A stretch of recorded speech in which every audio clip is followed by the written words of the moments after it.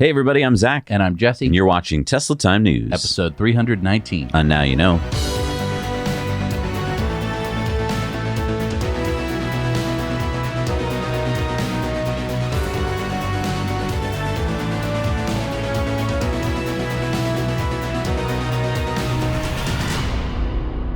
We're brought to you by our amazing Patreon patrons. Help support us bring you independent news every week by heading over to patreon.com/nowyouknow. There's really cool perks over there. I want you to go check them out. This week's episode is sponsored by Blinkist. Zach and I are super busy between researching, writing, filming, corresponding, interviewing. Well, you get it. And for most of us, there just aren't enough hours in the day to get everything done and fill up your brain with all of the things you're curious about. Now, I love podcasts and books, but unfortunately, they take a long time to digest. And that's why we both use Blinkist. With Blinkist, you can get the key ideas from nonfiction bestsellers in minutes, not hours. Blinkist not only blinks books, but it also blinks podcasts called shortcasts, so you can get to the powerful ideas of a podcast in about 15 minutes or less. I like to listen to shortcasts and blinks while I'm driving, going for walks, cooking. Then if I like something, I can really dive in. Blinkist has full-length audiobooks with premium subscribers getting special member pricing up to 65% off the regular retail price. Yeah, pop Blinkist on your phone and then take it anywhere you go. And don't get me wrong, I also love to read books, big, long books. So I use Blinkist to help me cull through the hundreds of books to find the ones I really want to spend my time with. And this is why 21 million people are using Blinkist. Yeah, with over 5,000 books and podcasts to choose from, I think if you're like me, you're gonna get addicted. Sign up for Blinkist now using our link below and get unlimited access for 1 week to try out Blinkist. You'll also get 25% off if you want to try the premium membership. And the 7-day trial is completely free. You can cancel at any time during that period. We are excited to have Extra sponsor this episode. After carrying old-fashioned wallets for years, we both now carry Extra wallets and can't imagine going back. Extra products are made from environmentally friendly, high-quality materials, which is important to me. My new wallet by Extra. It's the Parliament. It's made of vegan leather from a recycled car windshield. I really like the look of my space-grade aluminum card holder in forged ember and the bifold wallet that I have in brown. It's slimmer than my old wallet, but I can still carry everything I need. And thanks to a solar-powered tracking device, you can use your phone to easily track the location of your Extra products. Just 2 hours in the sun equals 3 months of charge. Check out Extra for key trackers, phone cases, and the rest of your carry essentials. Go to Extra at this link. Use the code NOWYOUKNOW at checkout to get up to 25% off now through November 3rd. Last Friday, Trevor Milton, the founder and former CEO of Nikola Motor Company, was found guilty of securities and wire fraud. Now, you may remember that Milton was indicted back in July of 2021 on 2 counts of securities fraud and 1 count of wire fraud because he made false claims about planned hydrogen Class 8 semi-trucks. You know, the kind that roll downhill because their motors don't actually work, and a hydrogen electric pickup truck called the Badger, which never came out. A second count of wire fraud was added after the indictment. Yeah, that was when he allegedly bought a 4,600-acre ranch for himself in Colorado using shares of the company. Milton was found guilty on 3 of the 4 counts, and we'll have to see what happens at sentencing. Now, if he had been found guilty on all 4 counts, he was facing 25 years in prison. As it is, Milton is released awaiting sentencing on $100 million bail. Nikola Corporation, by the way, paid a $125 million settlement with the SEC so they could distance themselves from Milton as they continue to work on their hydrogen electric and electric Class 8 trucks. So this is kind of the unfortunate side of being interested in the electric revolution is that there are some charlatans out there. Yes, there are. The saddest part here is that GM got in bed with them. And you would think that GM, with all of their resources, would be able to do due diligence on a company before investing millions of dollars in their tech. And this is why I think GM is so late in coming out with their pickup truck, because I think they put a lot of hopes on the Badger and then realized, oh, there's no real tech here. Well, you know, glad to see justice will hopefully be served. We'll see. So as we reported last week, Tesla is now producing vehicles without USSs, or ultrasonic sensors. The typical Model Y, for example, had 6 of these little coin-sized sensors in the front and 6 in the back. Now, as we conjectured last week, that could save Tesla a lot of money. Well, assuming Tesla can come up with a comparable vision system, they should be saving a bunch of money on ultrasonic sensors. By the way, I did a little research, and because you can buy these third-party sensors and add them to your car. Oh, really? Yeah, and so for a pack of 4, they're like $150. So most cars have like 8 or 12 of them, and so that would be like $300 to $500 worth of just sensors. That's let alone $500 in sensors. wiring, let alone computers. Now, I was estimating based on consumer prices, but now Mile Lane of Monroe and Associates has done some estimating of his own based on the kind of real-world prices seen in the OEM industry, and he came up with a potential savings of about $150 per car. Yeah, he shows that each of the 12 sensors cost about $8 each. So that's about $100 in sensors alone, plus brackets, harnesses, connectors, integrated circuits, and labor. Plus, each sensor has to be painted to match the body color. And at the moment, Tesla has 5 colors, so that's an additional cost. It's a well-done, concise video on Sandy Monroe's Monroe Live YouTube channel. We'll post the link below so you can check it out. And I was really interested in this slide here where Miles shows that about 3 feet in front of the car, the cameras can't see something that's 1 foot high. So if it was like a little kid's toy or something, without those sensors, you may not be able to see it with cameras alone. But it also appears that Tesla will be installing 5 megapixel cameras instead of the 1.5 megapixel cameras that they've had basically all around the car. Okay, but I'm still a little confused. The megapixels of the camera doesn't affect the placement of them. And I think Mile brought up an excellent point, one that we were talking about last week. How can the car drive or park without those sensors? Well, when you need these sensors, the car will probably be moving forward or backward. Okay. While going backward, the car can see everything going on because it has a camera right on its butt. Mm-hmm. While going forward, the car does have a blind spot past its nose, but I think that it's safe to say from what we've seen at Tesla AI Day that the car can tell where things are using cameras and know where they are even after it loses sight of them. Okay. So if it sees the bumper of the car 5 feet away and then you drive 4 feet forward, it's going to know that the bumper is now 1 foot away. Yeah, I get that, but what about something moving like a toddler? I mean, that's generally why we try to keep toddlers away from places where cars are moving, because not all cars have ultrasonic sensors. And yeah, it's really dangerous to have something that's low to the ground and moving around. We usually look at a space, we check to make sure that there's nothing in it, and then we pull in the space. And we're doing it blind. You have to keep that in mind. We've been doing this for over 100 years, pulling into a blind parking space. And also, I'd have to say that your argument would imply that the ultrasonic sensor would be helpful in that situation. Right. The car would know it was going to hit something. I mean, I would argue that most drivers, having already taken a look at the space that they were pulling into, would assume that the ultrasonic sensor was wrong and continue forward anyway. But in the future, when the cars are driving themselves? I mean, look, the cameras have a blind spot. True. It's true. But they have a clear view of anything entering that blind spot. So unless you had something rising out of the ground, the car would be able to see anything entering its blind spot, and it's looking all the time. Although something could be hiding behind an object that the car recognizes only to come out once the car moves and it's in the blind spot. And I mean, maybe that's a great plot point for the next Toy Story movie. I just really don't see this becoming a problem. And we had so many comments last week. Lots of people pointed out that we've parked without cameras or sensors since the very first automobiles. I think that the car is going to be able to figure this out. I just think that Tesla should have had their Tesla Vision ready to roll out before they removed the sensors, because right now the cars can't do a whole bunch of things, auto park and summon and so forth, that they could do a few weeks ago. So now you're getting a brand new Model Y, for instance, and it can't do any of those things yet.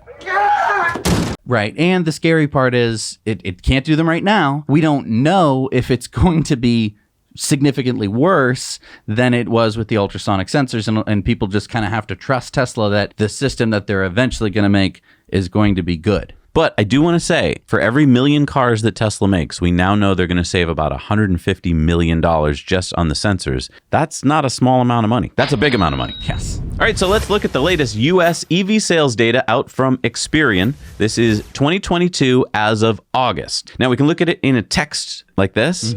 Okay. We can also look at it in a chart like this. Oh, wow. I mean, of course, I shouldn't be surprised because we cover this all the time. But still, to see Tesla so far out ahead, even after years and years, it still amazes me. Yeah, and this is before GigaTexas starts really churning out Model Ys at full speed. I mean, Tesla is the number 1, the number 2, the number 4, and the number 5 spot. And then they don't have any more cars that could be the number 6 and 7. Just wait for the Cybertruck next year and maybe the Roadster. Anyway, 2/3 of the EV market is owned now by one company. I mean, soon we should start to see the Rivian R1T and the Ford F-150 Lightning creep onto this list. And to give some perspective, if you add up all the other auto companies in the top 10 here, their cumulative sales are still about 50,000 vehicles short of just the Model Y. Yeah. It's pretty astounding. And let's look at the luxury segment for a second, which includes ICE cars as well. If you take Tesla's sales from January through August of this year, 298,000 cars, that is about 90,000 more than the second place BMW, which sold 211,000 in the same period. That's a 54% increase for Tesla versus an 11% drop by BMW over the same period last year. Now, overall, EV registrations in the U.S. have increased 56% year over year and now account for 5% of the U.S. auto market versus last year, it was just 2.6%. So you can see, people, we are getting to the exciting part of the S-curve. And to give some credit where credit is due, 160,000 EVs in 2022 were from 22 legacy automakers, which have introduced 23 EV models in the last 2 years. Yeah, so yay!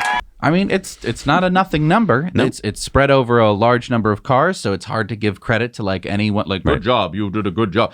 It's hard to say that like anyone in particular. Yeah, I mean, there's no Tesla killers in there, but it is good to see that, there's some EV models to choose it's from. good to see that there's Tesla alternatives. And if we cross the pond to Germany, according to data from the Federal Motor Transport Authority, or KVA, Tesla grabbed the #1 spot for car sales in Germany in September. Wait, so Tesla outsold the VW Golf, an ICE car? Yep. Tesla delivered 9,848 Model Ys in September, compared to just over 7,000 VW Golfs. The Tesla Model 3 also did well, selling 3,878 in September in Germany. So that would be about 39,000 Tesla deliveries so far in 2022. And we reported previously that Tesla is aiming for 80,000 deliveries in Germany for 2022. Yeah, so Tesla will have to really pull out all the stops if they are going to average 17,000 EVs sold each month of Q4 to make that goal, but they could technically do it. Tesla was producing 2,000 Model Ys per week at Gigafactory Berlin, and that rate probably won't cut it. But if they keep ramping and can get up to about 4,000 per week, that might do the trick. Fingers crossed. But again, Tesla is the #1 selling car in Germany. There is such strong demand for Teslas. All these auto analysts who are doubting Tesla demand have got it so wrong. And let's go to the biggest car market in the world, to China, where, of course, you know what I'm going to say, right? Yes, that's right. The Model Y is the best-selling SUV, and that's even when pitted against ICE SUVs in China. Here's the chart for September sales of SUVs in China. The Model Y at #1 with 46,694 sold in September, up 41.4% year over year. So please stop talking about demand getting soft. Stop it. Get some help. And one of the ways that Tesla was able to do this was by upgrading the production lines at Giga Shanghai over the summer. And even though Tesla didn't have a full month with the new lines, August saw them break a record with 76,605 cars made. Now September has seen a new record. Yep, according to data from the China Passenger Car Association, Tesla made a total of 82,088 Model 3s and Model Ys at Giga Shanghai in September. And Tesla broke another record with the number of cars sold in a month, with 83,135 sold in September. That's a 90% increase year over year. That means Tesla is in second place in China for EV sales in September, behind BYD, which is in first place. So BYD had 200,973 vehicles sold. Amazing. That's amazing. Tesla had 83,135 cars sold. And for some more good Tesla news, China's Ministry of Industry and Information Technology, MIIT, has just approved the Model S and X for a purchase tax exemption last week. Yeah, it's a little later than Elon had predicted. A year ago, he said he thought the refreshed S and X was probably going to launch in China in March of this year.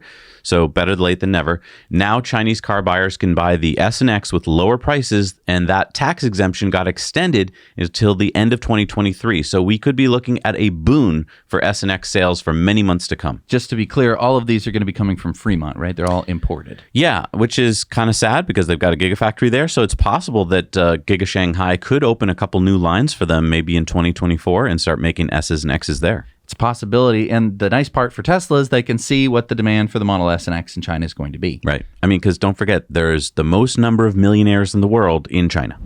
And speaking of the S and X, these two refreshed models will now start deliveries in Europe again after having only been available in the US and Canada since their release. Yeah, we're hearing that reservation holders for the S and X in Europe have been getting contacted by Tesla saying that the first batch of Plaid S's will arrive in November. Now, here are photos of the European versions being prepped earlier this month at Fremont. How can you tell that they're European?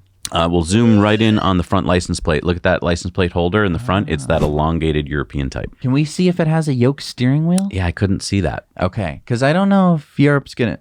They don't like things that are, different. You shut your mouth. So I don't know if they're going to have the yoke steering wheel, but I could be wrong. This could be what part of the delay was, maybe trying to figure out like what the homologation is for Europe. I don't know. But again, S and X has typically been, a very low volume luxury car. But now that it's shipping again to these two biggest markets, Europe and China, we could see the sales numbers really go up again. And there's a lot of pent up demand, I would think, for these refresh models. Right. And even while the volumes are typically lower, the revenue is... usually pretty good, at least in terms of profits. Yeah, the margin's high. And hey, YouTube really likes it if people hit the like button early on in a video. So if you want to help us out. So look what Texas drone pilot Joe Tegmeyer spotted at GigaTexas on Friday. Some beds? No, not beds. Look closer. Those look like Cybertruck bodies. Oh, yeah, they do. I mean, this is getting exciting. We know that the 9,000-ton IDRA Gigapress is on the way, and now a couple of Cybertruck bodies. Oh, and look. There's a red Tesla T logo on one of them. So I think these were probably made at the design studio in Hawthorne and shipped here. And I think the whole reason was to get the production lines ready. Do you remember back in May and June of 2021 when Model Y was starting production here? They shipped a couple bodies in white to put on the line so that they could calibrate robots and do all the stuff they need to do. So I bet this is a really good sign that they are getting those lines ready and they need these like accurately made models to be on the line. So do you think that they intentionally wrapped them like this and left them outside for maybe Joe to see? Well, Holmeier's catalog tweeted out, cover it up so they can't tell what it is. And Elon said, curses, foiled again. So yeah, I think if they wanted to keep them quiet, they could have kept them quiet. And then what's the significance of having two bodies in white? Could it be two lines, two production lines? I mean, obviously we don't know. That's all conjecture. But yeah, comment what you think below. Is this for two Cybertruck lines? Because that would be great. Hey, and if you want to conjecture about all this kind of stuff, head on over to the Cybertruck Owners Club. They sponsor the show, and there you're going to find all the news and discussions you want for Cybertruck enthusiasts and future owners. And you're going to find their 3D configurator, which allows you to visualize the Cybertruck in any color, wrap, and logo. Ethan has another fun review for you over on our sister channel, Now Let's Review, of the Emove RoadRunner by Voro Motors. This is not an e-bike, as it has no pedals, and it's not really a scooter either. And that's kind of the fun part of e-mobility. It's allowing designers and manufacturers to come up with forms of vehicles that have never been seen before. Ethan tests the RoadRunner out on top speed, acceleration, comfort, range, build, quality, price, so you can decide if this is something that you might be interested in to get you around town. Now, with gas prices where they are, many people are giving serious looks at e-mobility to save on their transportation budgets, and the RoadRunner is another possible solution.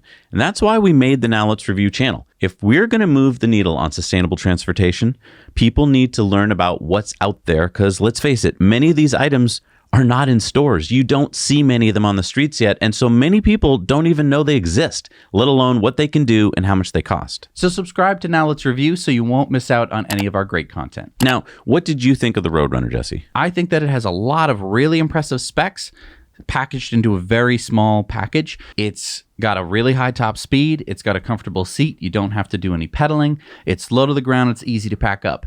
It solves a lot of problems. Is it perfect? No, but I think that for, I would say, a lot of people, this could be something that could get them around a city, even the suburbs, because it can go so fast. I like that the handlebars fold up and that you can pull out that massive battery, which reduces the weight of the object, so you can lift that part into like a car easily and then the battery separately. So like, I just love that it's rethinking how things are done. Yeah, you should really go check it out on Now Let's Review. So the Polestar 2 electric sedan has been a very popular EV so far, with over 9,000 sales in Q3, which is expected to double in Q4. Now, Polestar has revealed the much-anticipated Polestar 3 all-electric SUV. We have to say all-electric, of course, because the Polestar 1 was a plug-in hybrid. Okay, so the Polestar 3 has been touted as a Tesla killer, a direct competitor to the Model Y. Let's see if what we're learning about it from the reveal holds up. Starting price for the standard model? $85,300. That is over $19,000 more expensive than the $65,990 current starting price for the Model Y. Yeah, that's true. Okay, so the standard Polestar 3 is dual motor, all-wheel drive with 489 horsepower or 620 pound-feet of torque. And that's similar power to the 480 horsepower Model Y. Polestar 3 has 0 to 60 in 4.9 seconds. pretty much identical to the Model Y. Polestar 3 has 400-volt battery architecture, 111 kilowatt-hour prismatic battery from Cattle for up to 300 miles or 482 kilometers of range, not yet certified by EPA, and it does have a heat pump to help keep the range high in the winter months. Versus the Model Y with 330 miles of range, because you can get the Model Y in either 75 or 81 kilowatt hours, depending on where it was built. Polestar 3 has 250 kilowatt charging speed. That's the same as the Model Y. Polestar 3 has a 14.5 vertical center display with Android Auto. And it's the first car to have it built in. The Polestar 3 is the first Polestar to have a centralized driving computer, the NVIDIA Drive core computer, which takes inputs from the sensors and enables the driver assist functions. So Polestar 3 comes standard with air suspension, full-length panoramic glass roof, retractable door handles, and 21-inch alloy wheels. You can upgrade from the standard to the Plus Pack, which has these things, and the Pilot Pack. Both of these will become standard next year, or you can get the Performance Pack with these features for an additional $7,000 more. So the Polestar 3 is now available to order in North America, Europe, and China, with the first deliveries expected in Q4 of 2023 when it's made at Volvo's factory in Chengdu, China. Hang on. So I can order a 2022 with the Plus and the Pilot package options and pay more for it, but if I wait, I can get all those features included? Why wouldn't I just wait? Well, because it'll take over a year to get the 2022 model. So if you wait till the 2023 model is announced, you're probably looking at a 2-year wait time. So anybody who's like desperate for it is going to probably order it now. Why would it be a 2022 model if it's going to come out in 2023? I don't know. Usually it's like a year ahead and you're like, do you want to get the 2023 Ford Focus? And you're like, but it's 2022. It's from the future. Don't tell anyone. Let's compare the Performance Model Y, the highest Model Y, with the Polestar 3. That would be $69,990 for the Model Y Performance versus $92,300 plus a destination charge. So you're talking about $23,000 more for the Polestar 3. Wow.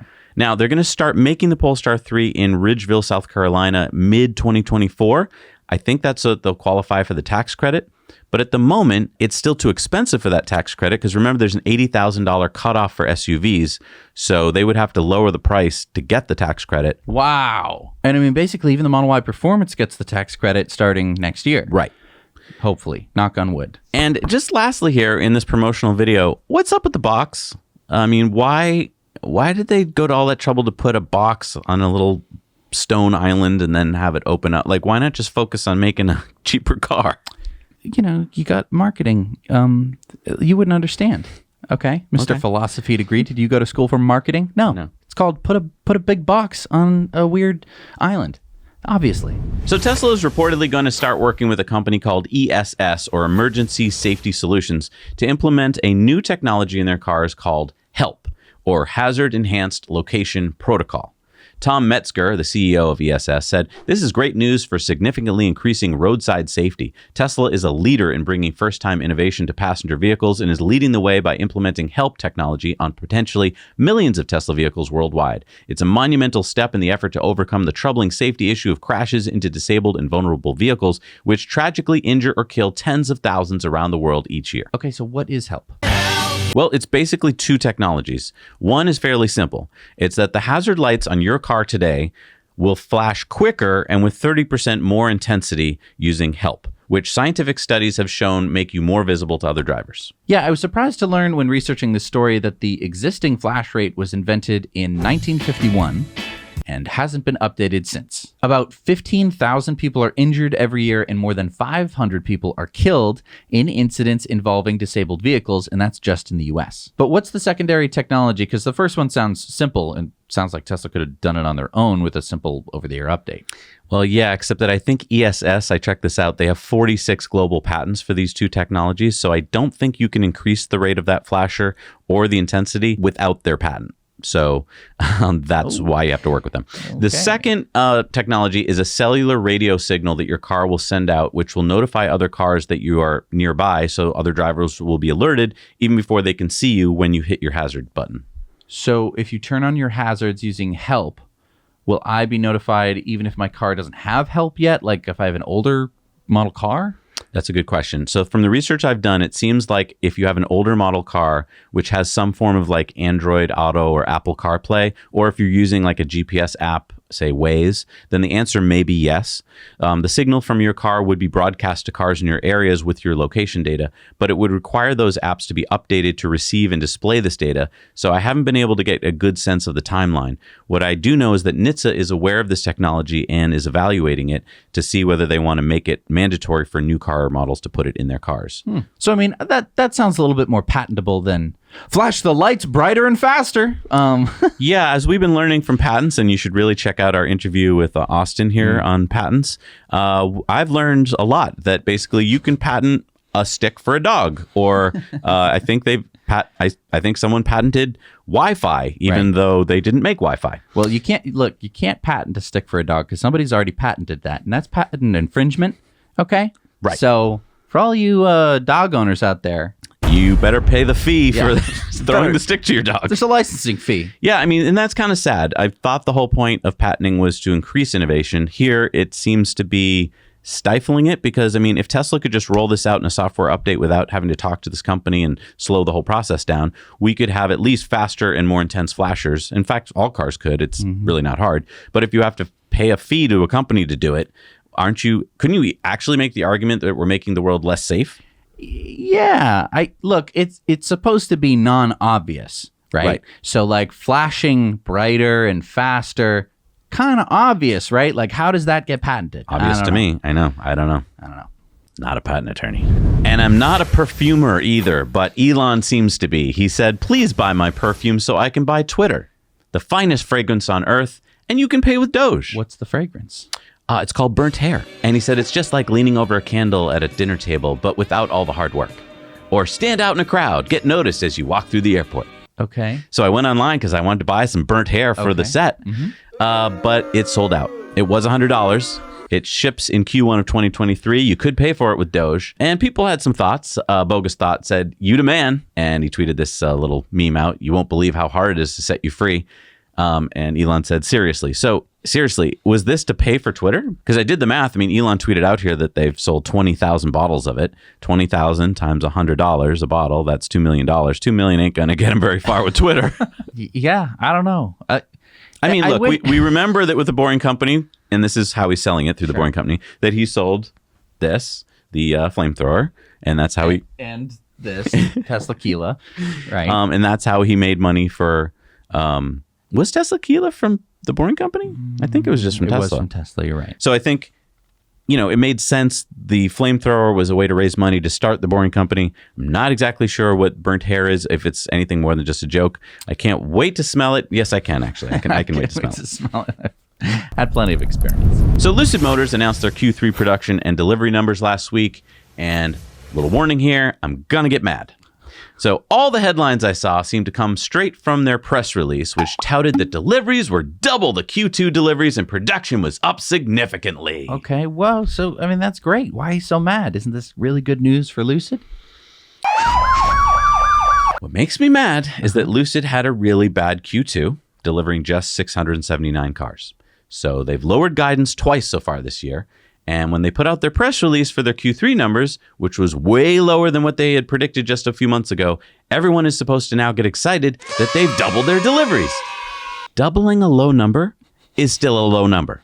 They produced 2,282 Lucid Airs from their Casa Grande, Arizona facility in Q3 and delivered 1,398. Those are the facts. How about report that? But of course, you get to say big percentages the first few quarters because they're not producing much. Look, it's just math. That's how percentages work, people. Yeah, it's like they should have produced just one quarter, and then they could produce three. We produced 69,000% better this quarter. Exactly. To me, the story should be that Lucid management originally guided for 20,000 cars this year. Then they lowered it to 12 to 14,000 cars in February. Then in August, they lowered it again to 6 to 7,000 cars. Okay, so 6 to 7,000 cars for all of 2022. How did they get it so wrong? That to me is the story. Speaking of percentages, by the way, to go from 20,000 to 6,000, that's 70% less than what they set as their goal. So imagine you get up in the morning, you're like, my goal today is to work 8 hours. And then after 3, you stop and you're like, well, I got about 30% of the way there. That's pretty good. Why do we care so much about this company anyway? I really have no interest in Lucid because to me, they're basically a Saudi company and all they sell is an overpriced Model S. The media gets to tout all their high-end stats, 1,200 plus horsepower, 500 miles of range. But to get that, you have to buy the Air Sapphire, which isn't even out yet, and it starts at a starting price of $249,000. I can get almost 2 Model S Plaids for that price, which are out and are amazing. End of rant. Yeah. Thank you. I think that the problem is that if this was just a car company doing kind of whatever they're doing exactly what they're doing, not even a change in the world, same production numbers, same everything, that would be fine. But it's always Tesla killer this, Tesla killer that. Oh, this is better than a Tesla because it costs twice as much. Yeah. Most things that cost twice as much are usually better. I put that one on my tombstone.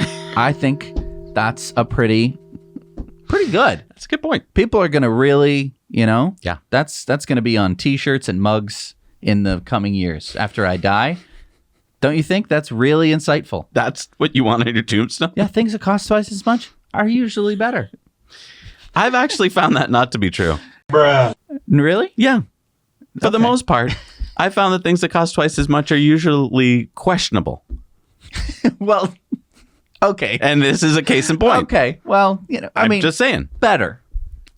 Just put quotes around better. I don't know. You have to do the one quotation mark. Comment down below to back up either his point or mine. So BMW has announced that it will partner with AirConsole to bring gaming into its upcoming vehicles starting next year. Isn't this exactly like what Tesla already has? Well, it's slightly different as it would allow people to use their phones as controllers. It's actually something that you can already do on AirConsole using a computer or a TV. I got it running on my computer really fast, and I think it ran pretty darn well. But is using your phone kind of dumb? Because you can use the steering wheel in Tesla to play like beach buggy racing too, which is fun. It's true, but lots of other games on Tesla's system require you to go out and buy some kind of controller, and Tesla doesn't even sell one or even tell you which kind to buy. Yeah, I've always thought that was dumb. I thought Tesla should sell a branded controller just for the fun of it. Right, even if it was overpriced, right. Tesla Kilo kind of thing. But I mean, on the Tesla Model S and X, you can play full AAA titles like Witcher and Cyberpunk. Right, which I don't know if I need. I mean, I'm a big gamer and I'm playing Cyberpunk right now, but I don't know if I would want to play more than a simple game in my car while it was parked. I mean, I think little games are fine to keep people occupied while they're waiting to charge or pick someone up, but like I was playing Cyberpunk last night and it was like, oh, dinner's ready, and I'm like, okay, and I'm like, okay, this is a long cutscene. Wow, this is long. Oh, I can't So dinner save. got cold, I can't huh? save during this mission. That's annoying. And if you're in your car and it's like, okay, Gotta go. thanks for picking me. I'm here at the gate. Okay, hang on 1 second. I gotta finish this level. I'll be there when my guy dies. I didn't think about that. Yeah. So I mean, I would argue YouTube and Netflix are better than games in most cases. Yeah, because it's you can pause it. You can just it's people are used to doing that. Right. But I mean, look, at the end of the day, these are all nice to haves. I mean, in some sense, they're gimmicks. You don't buy a car because it has games on it, right? I don't know. It's one of the reasons you fall in love with the car and you get your friends to buy one. I'm really curious to read what people think in the comments about that. I mean, I feel like unless Tesla's working on some kind of deal with Steam, there hasn't been much change on gaming in the car for regular people who can afford like a 3 or a Y. Yeah, it feels like some more Tesla-specific games would be fun. Right. I mean, I feel like they just have kind of, look, I felt this for a while. When Elon tweets something out about something coming to the car, I feel like a whole bunch of people in the company are like, quick, get to work. And when he's not, they're like, not focused on gaming at all. I feel like Tesla at this point, they're mature enough that they should have, even if it's small, a gaming department that's focused on putting out new titles because that would keep it exciting. Right now, I feel like, okay, we were all like really used to what the games are in the car, and maybe we're waiting for new ones. And I mean, even if there was just a platform, even if they were working with one specific, even a small gaming developer who was able to put out, look, they can be little dumb games, little phone games, because you're just sitting in the car for a couple minutes and you don't want to get too attached to it. Like I was talking about before, where you need to go pick someone up, or it's time to leave, or I'm done charging and I don't want to stay stuck at the charger. I got to be honest, now that we have the Rivian and the Ford Lightning, I miss games because when we go to charge and those trucks take longer to charge, there's nothing to do in the cars. Ford has games. Oh my God, those games are like, I don't know who at Ford thought that was I mean, they're not as good. They're not as good as an understatement. They're laughable. I'd rather pick up my phone. Whereas I feel like in the Tesla, it's a little bit better. But yeah, I wish the Tesla was just a little bit more focused on this. Rivian has no games. It's true. Well, they're expecting you to, fold out your tent and pull out the camp kitchen and, I get it. So the Mobilize Duo will be unveiled at the Paris Motor Show later this week. Hold on. That's a Twizy. What? No, that's the Mobilize Duo. Who's it made by? Well, Mobilize is owned by Renault. So it's a Renault Twizy. I want to buy one. Well, you're right. It's built on the same platform as the Twizy, but the Duo has doors, slightly more range, 140 kilometers or 87 miles, and you can't buy one. You can only get it with a subscription or a lease. Great. And it's only going to be available in Europe. Oh, darn. But, I mean, with such a tiny range and a top speed of only 50 miles an hour, why would you be interested in such a tiny vehicle? It doesn't even have airbags. I think the thing that I'm learning from e-bikes and other e-mobility is that there is a spectrum of transportation needs. Mm-hmm. However, the solutions for transportation were crammed into either a car or truck and not much else.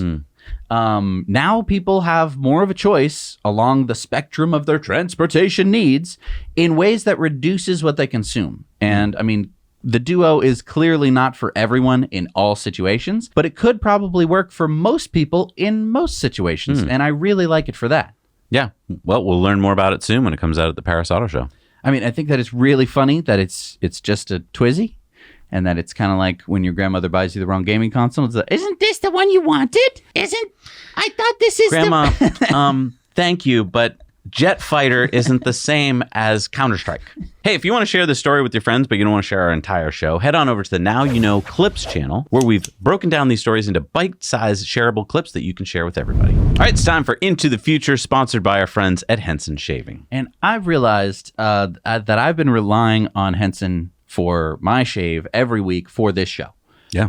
I mean, every week in, week out, I have to depend on that razor giving me a nice, clean shave every show without making my face break out in just awful. Go back to some of our earlier TTNs and you will see what I mean. That is before I was using the Henson razor. Yeah. And oh boy, has it made such a difference for me. I wanted to make a difference for you, and you can get 100 free blades if you use the code NOWYOUKNOW at checkout. Make sure to put the blades in your cart when you're checking out. All right, so what are we talking about here? So the California Energy Commission is helping to fund a project to connect electric buses with the West Oakland branch of the Oakland Public Library during power outages and emergencies. Okay. The bus's 350 kilowatt-hour batteries will provide up to 6 hours of power each to power the building in case of blackout, and that's while drawing 60 kilowatts to run lights, air conditioning, and filtering in the event of unhealthy heat or smoke conditions. Now, isn't this all a bit overboard for a building that's connected to the grid anyway? Well, it's a very first step in proving out this type of technology. V2B, or vehicle to building, is a thing, but it's had very limited real-world trials. Really? This is the first bus-powered building? Yeah. As president of Microgrids North America, Jana Gerber says, powering emergency shelters with islanded energy supply is an innovative feat we are honored to help facilitate. So this is to keep the library open when it's really hot out and the power goes out. Am I the only one that's not that impressed? I mean, it's a library.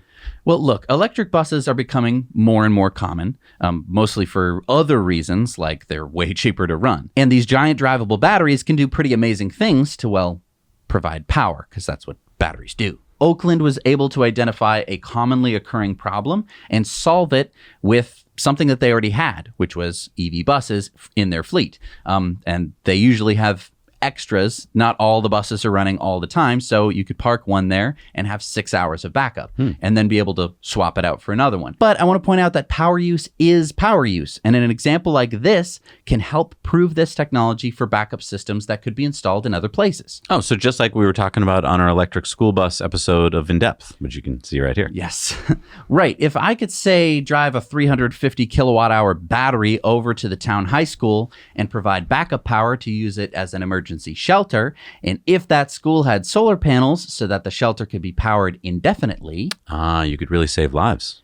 But nobody likes preparing for situations like that, right? Nobody likes saying, we're going to spend thousands of dollars to install this type of technology just in case there's a horrible accident. Because that'll never happen. Right. Oakland can have fairly regular rolling blackouts. And for residents living nearby, while this isn't necessarily life-saving, it can provide safe and healthy shelter. Well, I think one of the reasons they're doing this is it can be life-saving. When things get too smoky and smoggy or hot, you need a place to cool down and stay safe. So it's a great test of the system. It proves something that needs to be proved if it's to be adopted elsewhere, and it's a great stepping stone, like you pointed out. Yeah. And I have an Into the Future story this week. Okay. Something I've never seen before. Okay. Just happened, and it blew my mind. Check this out. Our buddy Mike writes in, I'm a fan of the channel and also from Massachusetts. A friend sent me this photo from near his home in southern New Hampshire the other day. Never seen this before. And I've never seen it before either. That's a Model Y with a snowplow on the front. And then I saw this video of where they did the work, which I think is not far from here. I want to meet this guy. Yeah. Please, Tesla community, reach out, find me the man who put a snowplow on a Model Y, because that's freaking cool.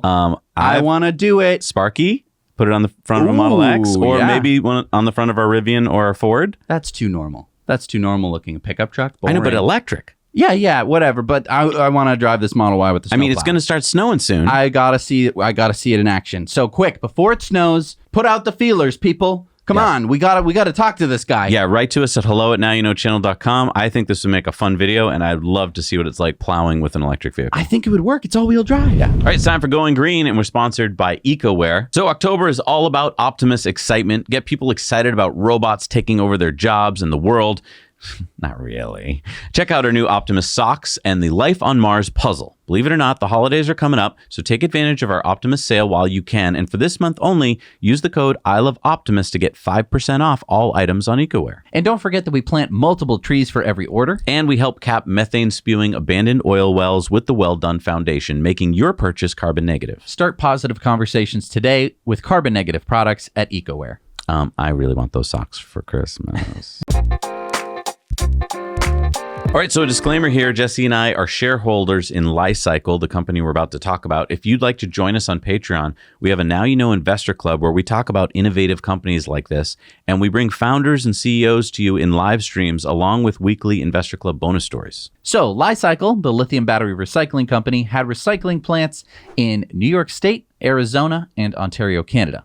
Now Li-Cycle has just announced that their fourth recycling plant in Tuscaloosa, Alabama just came online. This plant is over 100,000 square feet and has another 120,000 square feet of warehouse space. It can handle 10,000 tons of batteries per year, which will increase Li-Cycle's total processing capacity to 30,000 tons per year. And to put that into perspective, that would be about 60,000 EV batteries. So Li-Cycle claims that their process can recycle about 95% efficiency, getting back critical elements in what's called the black mass: nickel sulfate, lithium carbonate, and cobalt sulfate, which can then be separated and used again in new batteries. By the end of the year, Li-Cycle hopes to ramp up their facilities to be able to handle 65,000 tons of batteries per year. So this reminds me of our trip to Ascend Elements, which is another battery recycling company. You can check out our tour with their CEO right here. And I think that this is really exciting because, look, we're building a lot of batteries and a lot of cars that have batteries in them. And so in the future, we're going to need to recycle them. And so companies like these and others, you might be saying, oh, only 60,000 cars worth of batteries a year. That's not enough. Well, the only cars that we're going to need to be recycling right now are the cars that were produced like over 10 years ago. Exactly. A few Leafs, some old Teslas, and so forth. And basically, they're going to ramp up as there's more and more cars to recycle. The other key point here is I think a lot of people poo-poo battery recycling. They're like, well, a lot of people just throw them out. Well, you can't throw out an EV battery. They're just too big. So they're going to get recycled. And honestly, a lot of times they're actually still valuable. Yeah. Go try and find a old Model S pack. You're going to be paying thousands of dollars for it, even if it's very old. Yeah. Because there don't exist large packs like this in the world aside from those packs. Yeah. So they're still valuable at the moment. I do think that maybe over time that could possibly come down, but there are so many uses for a big honking battery. Yeah, and they've got all the materials you need to make a new battery. Right. Eventually they do go completely kaput, and I think that's the time to recycle them. All right, it's time for Sunspots. So let's go to Oahu, Hawaii right now. Yes, let's go. No. I meant like metaphorically, let's go now to not like let's go. I meant, okay. I know. I thought it sounded like a great idea. All right. Okay. So this next story takes place at the Joint Base Pearl Harbor, Hickam West Lock Annex in Oahu, Hawaii. They just broke ground on the Kapono Solar Project, which is located on 131 acres of federal land and will have 42 megawatt solar array and 42 megawatts or 168 megawatt hours of lithium ion battery storage. The renewable energy will go to Hawaiian Electric's grid and power around 10,000 households on Oahu. Once up and running, it will reduce more than 50,000 tons of CO2 annually. That's the equivalent, by the way, of not driving 12,000 ICE cars every year. The project should be completed in 2024. And get this, today Hawaii gets more than 17% of their energy from solar power, enough to power over 373,000 homes. And I'm so glad that Hawaii is getting solar. I think that it makes a lot of sense. I mean, oddly enough, here in Massachusetts, it makes sense for us to have solar. I mean, we've had solar on our roof since 2013, and it's been working flawlessly, pumping out free energy for us every day. Now, if you've been thinking about getting your slice of free energy from the sun, but hey, look, I get it. It's a bit daunting. There are so many questions. But we can help by recommending two great companies. If you live in Europe, that's Sweden, Germany, Spain, the Netherlands, and Belgium, with more countries coming soon, reach out to Svea Solar at the link below. Svea is offering something special for Now You Know viewers. You can choose to prepay your solar energy solution and get an EV charger with a 50% discount, or you can select the pay-as-you-go solar energy solution with no upfront fees and get the first 6 months for free. Both offers are valid until November 1st, so don't wait. Reach out to Svea Solar today. And if you live in North America and you'd like to become your own small energy provider, talk to the team at Energy Pal. They are solar and battery experts that help homeowners make the best solar choices. They give you expert advice for free. Take more control of your energy, guarantee prices of power and storage costs for 20 years, and do it all online on your schedule. The link is down below, and tell them that Zach and Jesse sent you. All right, it's time for the video contributor stories. Remember, we need your stories, so send them into hello@nowyouknowchannel.com. What do we got? Neil sent us this video about his geothermal HVAC system. Hi folks, this is our geothermal heater installation and hot water heater installation. We installed it in 2009 and laid all this pipe underground. It's all coiled up so that it doesn't take up as much space as it could. We used a 20-ton excavator to install it, and a smaller excavator too, and a tractor. The system was really great because we eliminated our gas bill altogether, and we reduced our electric bill so that the system repaid for itself in 3 years with the increase of utility costs.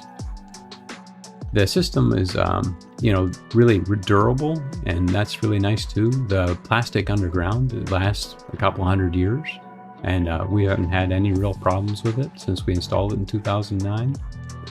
The equipment is all indoor, which means it's not exposed to the weather, which means it lasts a long time. It's also quiet and doesn't make a lot of noise. That's really great because we haven't had to repair or replace anything since 2009. It just keeps running.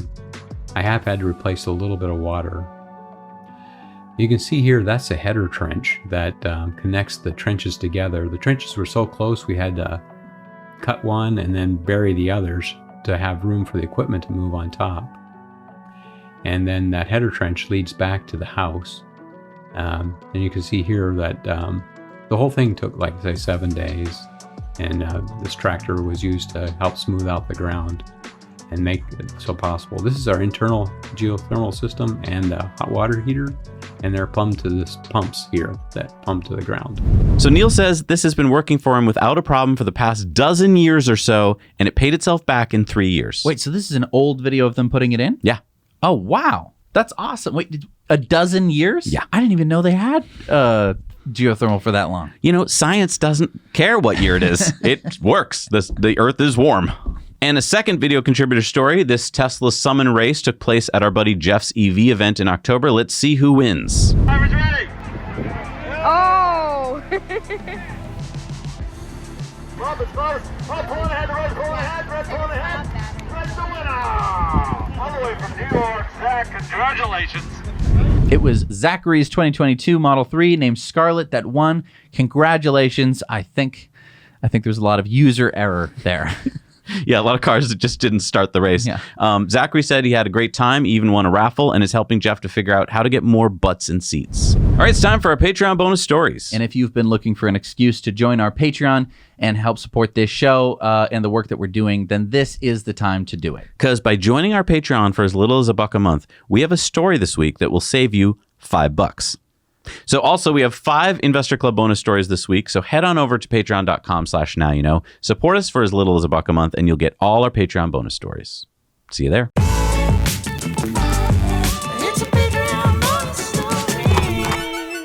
All right, we're back from our Patreon bonus stories. It's time for the shout outs. These are the people that make this show possible. They get their name in the end credits at the end of the show. Who do we got? We got John Hernandez, Leo Castellanos, Alex Pino, Dan Gordon, Anthony Scott, and Joe Himes. Thank you so much for supporting us. We can't do the show without you. All right, so we had a poll this week. What did we ask? So we were asking about the Cybertruck bodies and where they thought they were coming from and what they think it means.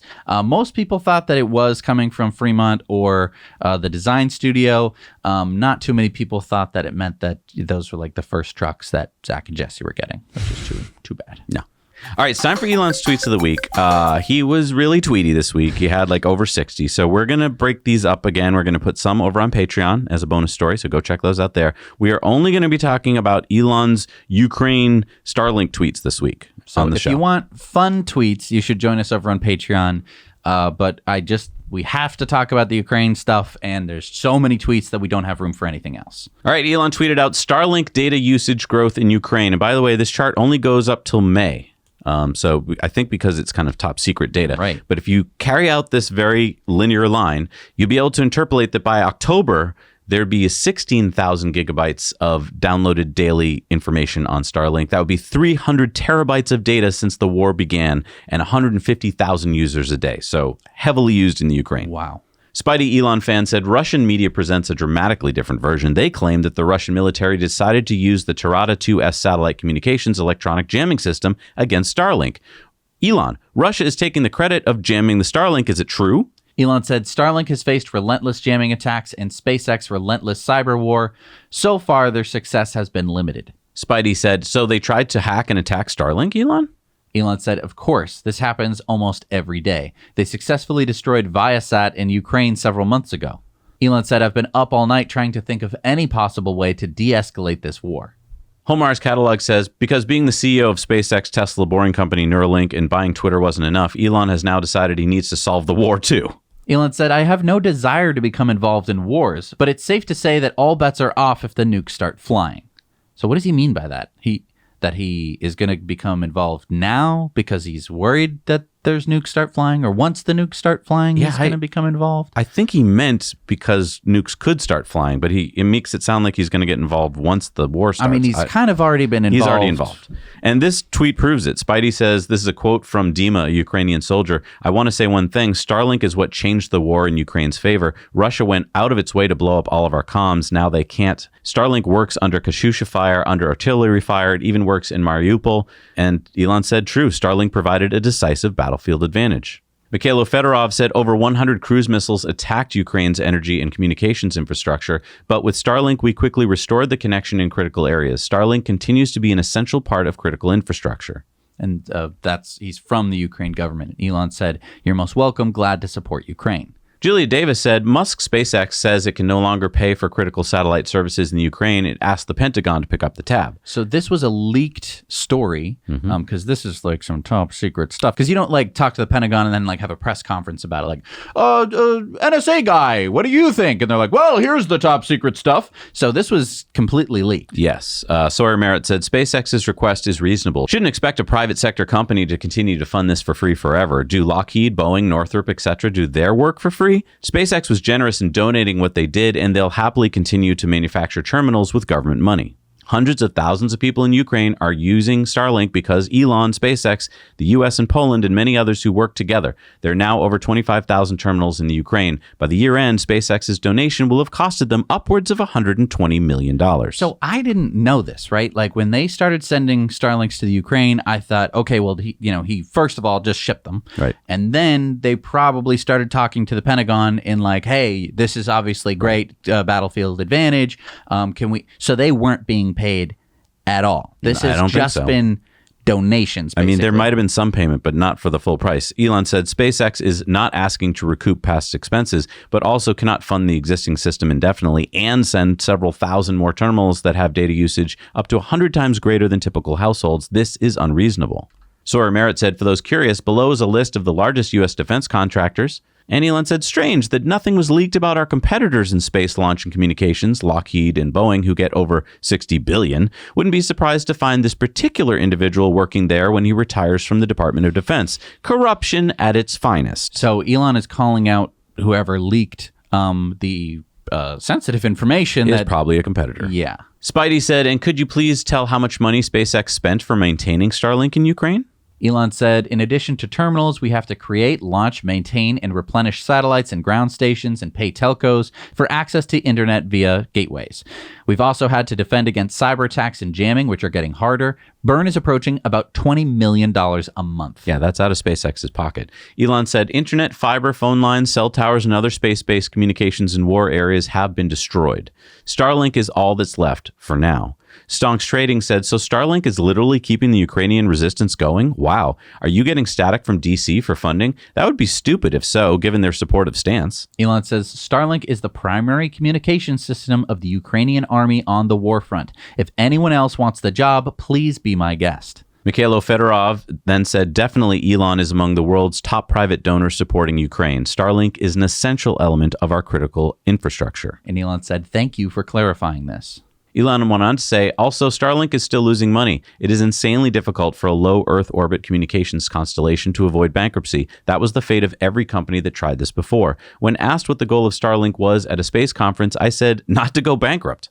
Tesla eSpay Club said, weren't some of these guys the same ones who stonewalled you when SpaceX was trying to fight for contracts and survival? Elon said, yes. Sawyer Merritt said, what's the threshold Starlink needs to hit to be profitable? I imagine Starship and version 2 will be key for this? Elon said Starship and next-generation satellites are key, but much risk lies ahead before those are working at scale. Green Element said Starship needs to fly first before Starlink constellation becomes profitable. Elon said Falcon can probably get Starlink past break-even, but Starship is needed to fund Mars. Elon said, big difference between peace comms versus warfront comms. Starlink is only comm system still working at warfront. Others are all dead. Russia is actively trying to kill Starlink. To safeguard, SpaceX has diverted massive resources towards defense. Even so, Starlink may still die. Bogus Thought said, when Elon Musk is helping Ukraine with his own resources, some people are absolutely silent. And then he put up a picture of these four folks. And Elon said, maybe the cat got their tongue.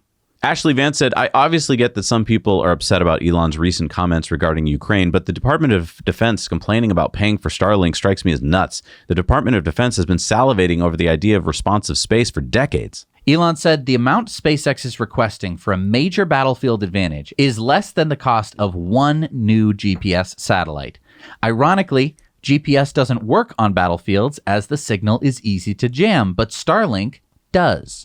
Ashley said the DoD helped fund the Falcon 1 on the hopes that a company would come along that could chuck a rocket and then satellite into orbit on a moment's notice during a war. Elon said DoD provided about 3% of the Falcon 1 development cost. Appreciated certainly, but should be seen in context. Pranay said, Elon, is SpaceX Starlink service in Ukraine still experiencing constant attacks by the Russian hackers? Elon said, of course, and their signal jamming systems are also getting better. Spidey said, how are you resolving that? The engineers must be working day and night to fight these attacks. Elon, that must burn a lot of money. Elon said it has required a lot of our resources. Going into super lockdown mode slows down new development progress as we have to resist attacks from a sophisticated adversary actively at war. Jason J. Smart says, Elon Musk's Starlink says it can no longer afford to give Ukraine free service and asked the Pentagon to pay for it. Starlink had been a game changer in the war. This comes days after Ukrainian ambassador told Musk to f*** off. Elon said, we're just following his recommendation. Matt Taibbi said, if the White House doesn't think the war can be won but refuses to open negotiations or nudge others to do so, what exactly is the end strategy?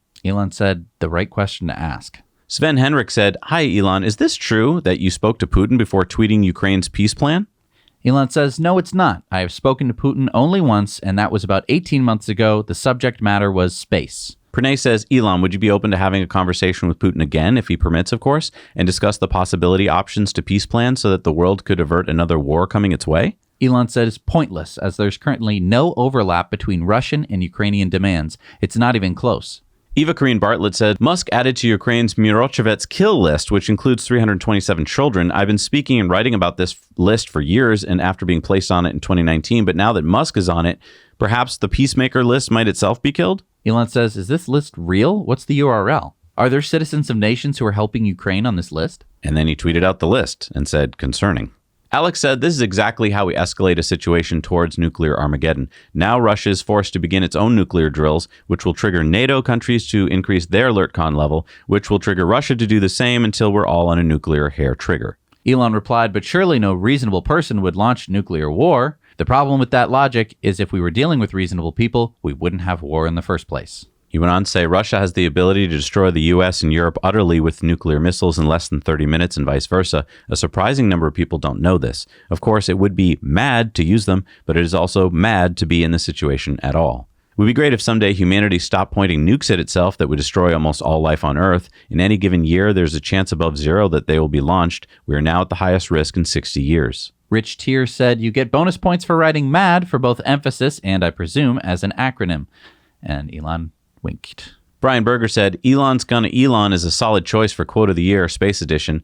And that's from this article from the Washington Post saying that basically Musk threatened to stop funding Starlink internet Ukraine relies on in war. That dude is not just a condition of anonymity, spineless coward. He's also an ignorant fool. Starlink was directly requested by the Ukraine government as it was the only thing that worked. The hell with it. Even though Starlink is still losing money and other companies are getting billions of taxpayer dollars, we'll just keep funding Ukraine government for free. David Sachs says, no good deed goes unpunished. Elon said, even so, we should still do good deeds. Gainsey said, funny thing is, you paid a record amount of taxes and you got to figure some percentage of that went to Ukraine too. Elon said, fate loves irony. Woo. So, that's a lot. Look, I think it's important, folks. I know that wasn't about Teslas this week, and I know it was a lot of tweeting, but this is a very serious issue, and Elon has a big part to play in it, and I think it was really good to be able to see the tweets in kind of order, so you got to see what his thoughts were during the week. The problem with Twitter, in my opinion, is that you're looking at just this disparate conversation over time and space that's very hard to put together. What we do for you here on TTN is we put together Elon's tweets of the week so you can see what he's thinking. And we're going to do more of that over on Patreon so you can see his thoughts on other subjects. So hopefully it was helpful. I know that this is a very contentious issue.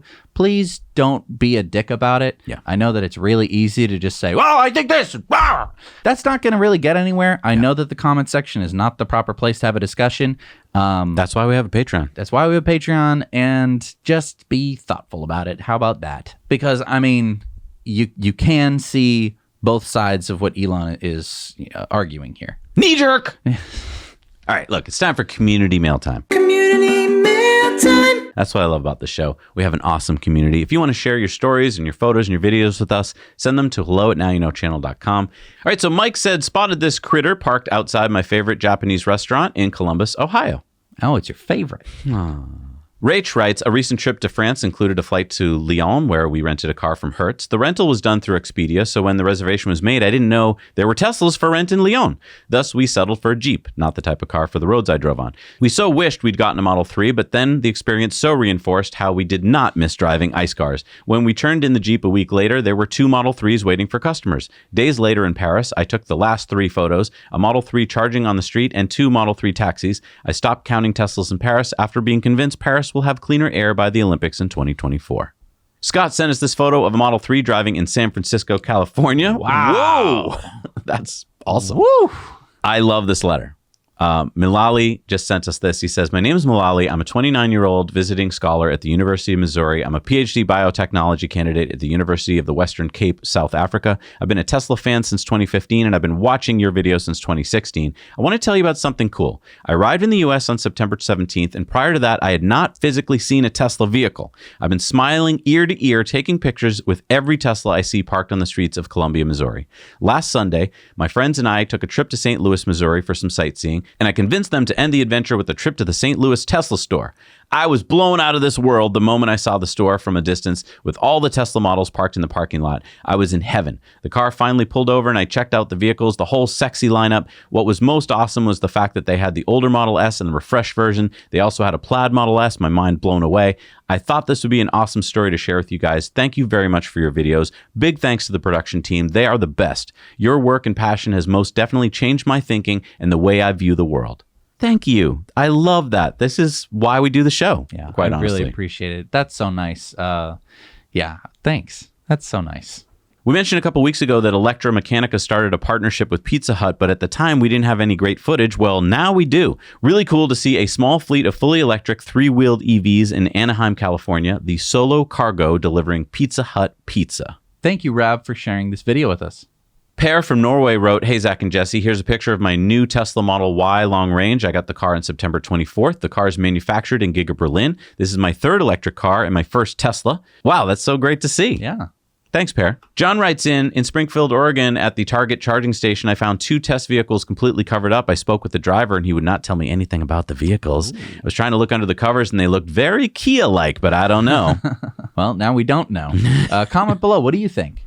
Pamela and Johan spotted this P8 all-wheel drive Volvo Recharge on Bainbridge Island in Washington State. Jason sent us these Tesla pics and a Porsche Taycan in South Florida. Brandon and Lauren sent us the Seafoam Green Tesla spotted in Mooresville, North Carolina. Mark sent us these pics of a Nissan Ariya, which he spotted in Scotland. I thought Ariya was last seen in Westeros. Alan writes, "Here is the only Myers Motor NMG I have ever seen in person. It is doing some advertising work for a local restaurant in Vienna, Virginia. Corbin Motors, Meyer Motors, made 300 of these cool little 30 to 40 mile range, 70 mile an hour lead acid battery auto cycles in the early 2000s. They're now trying to develop another small vehicle. The site lists this as a 60 mile range, 2-seater at $27,000. I think they are too little too late, but I really wanted one of these in 2002. That's awesome looking. And Carl sent us these pictures of a Ford F-150 Lightning from the Dallas Cowboys he spotted at the Texas State Fair. So it's the official vehicle of the Dallas Cowboys. Jeff from Modesto wrote in, "While on vacation in the New England area, I visited Martha's Vineyard and spotted this Model S charging at Aquina, Mass with the Atlantic Ocean in the background." Thank you so much for all these great pictures, guys. All right, it's time for Supercharger reviews. Before we get to that, though, remember to send us photos of beautiful Superchargers. Somi sent us these pictures from the Anaheim Supercharger. She says, "A Canadian on vacation in Anaheim, California. I love charging under the palm trees." Nice. That's beautiful. Look at that. Beautiful. All right, so let's see what we got for Superchargers out in the world. Hey, Zach and Jesse. Today we're here at the Malta, New York Supercharger. It's a pretty new one, version 3. We're getting about, I think we came in with about 30%, and we got a max rate of about 240, so it's definitely up there. So as far as amenities, there's a Stewart's right here to go along with the gas station. Bathrooms right inside. There's a garbage can over there. And the highway, you literally just come off of the exit and you make a turn into the parking lot, and it's right there, so it couldn't be easier off the highway. But other than the Stewart's, there's not really much. So for that, I'd have to give it a 7 out of 10, even though, I mean, there is pretty much everything else you'd want. So yeah, see you later, Zach and Jesse. Now you know. Hi, Zach and Jesse. This is Chris reporting from Germany. I am currently at a Supercharger location in Frechen, close to Cologne. It is a 16-stall V3 Supercharger, close to the Autobahn A1 and A4. It's just like a 2-minute drive from the Autobahn. There are currently, as you can see, 5 Model 3s, including mine, charging. I am charging at like 85 kilowatts, 89. It is a convenient location. There is a lot of stuff around here. There are some stores. There is a Subway, Burger King, McDonald's, everything in walking distance. And I would rate it, because of the close amenities, a 7 out of 10. Now you know. Hello Jack, hello Jesse. I'm Eric von Denk Elektrisch. I want to present you the new Supercharger location. They are placed in Saxonia, or in more detail, placed in Germany. Plauen is the city, and you will find here in total 12 Supercharger locations from the V3. Also, you will see in the background we have a McDonald's, plus behind them a bigger shopping center. During the week you can go there and eat something at the bakery or see the hardware stores, or also you can go in the supermarket and buy some stuff that you need at home. Not so bad, as I think. It's a cool location here, and from my side I can say, now you know it, and see you later. Ciao. Aloha, Zach and Jesse. This is Ka'ai Li'i. Let me introduce you to... Ba-bam! That is the 6-stall, 250 kilowatt Tesla Supercharger station in Hawaii. To be specific, Aiea, Hawaii. This is brand new. There's actually quite a number of people that have been charging while I was here. 6 stalls, 250 kilowatt charging, again in Aiea, Hawaii. I would rate this location, of course, a 10 out of 10. 1, because this is the first public supercharger in Hawaii. And 2, it is at a shopping mall called Pro Ridge. There's like Macy's, there's restaurants. This is actually a mall that's in like 2 parts, and it's connected by a monorail, so that's pretty cool. Pretty awesome to see superchargers, public superchargers, finally in Hawaii. This completes the missing piece of the puzzle for all 50 states to have public supercharging, and I'm very excited to show all of you that it does finally exist in Hawaii. That's all. Now you know. Thank you so much for doing Supercharger reviews. Again, we have these all on our website. You can upload your own and check out everybody else's if you're doing a road trip. Okay, what do we got for new superchargers? Okay, here we go. Get ready with your Chinese names. Woo! Here, we got the 15 stall at Guangzhou at the Zhongfen City, China. The 3 stall in Jian City Cube, China. We got the 3 stall in Jian at the Westin Hotel, China. The 3 stall in Jian at the Xinjiang Plaza, China. We got the 24 stall in Brea at South Madrona Ave, California. Number 26 in Nevada is the 8 stall in Mesquite at Mesa Boulevard, Nevada. The 3 stall at Shaoxing, Keikwao, China, Luxury 1 in China. Number 22 in Minnesota is the 8 stall in North Branch, Minnesota. Number 2 in Latvia is the 4 stall in Riga, Latvia. The 8 stall in Redding, California. Number 50 in New Jersey is the 8 stall in Bridgewater, New Jersey. The 6 stall in Shanghai at Century Plaza, China. The 3 stall in Shanghai at Kai Chang Hotel, China. The 3 stall in Shanghai at Fenjiang RT Mart, China. The 3 stall in Zhangzhou at Longhai Vanke Plaza, China. The 3 stall at Shaoxing Qinjiang Zun Lenshenju, China. The 3 stall in Kuzhou IFC, China. Number 1409 in China is the 3 stall in Shenyang at the Shenyang Tiandi, China. The 8 stall in Burbank at North San Fernando Boulevard, California. Number 145 in Germany and number 879 in Europe is the 16 stall in Alsfeld, Germany. And number 311 in California, number 1,520 in the USA, and number 4,300 in the world is the 19 stall in Visalia at Valley Fuel Travel Center, California. Wow. I love that we're getting back to listing the ones in China. That's so awesome. Yeah, I don't love pronouncing them, but... I'm sure we're butchering them, but it's just cool. And look, I want to thank everyone whose name is scrolling by here because these are the people that make our work here possible every week. We cannot do the show without you, so thank you, all of you who are here. And you made it to the end of the show. I wanted to just read a Patreon comment of the week. This is from Ron. He was talking about last week's Patreon bonus stories. He said, also, as much as I love TTN, the bonus stories are amazing sometimes. This one was quite good, particularly the FUD from Fox News. And thank you. I mean, we love to just give you a whole bunch of stories that we can't fit into the main show to thank our patrons. And sometimes Jesse and I are able to riff on things even more than usual. And we kind of enjoy that. So head on over to Patreon, support the show, get to watch even more news, get more insights into what's going on in the world, and feel good that you're making this possible every week. Because I'll be honest, when I support others on Patreon, I feel good about it. I love watching their videos knowing I made it possible. But thank you so much for watching. Make sure to hit the like button if you haven't already. We'll see you next week. Now you know.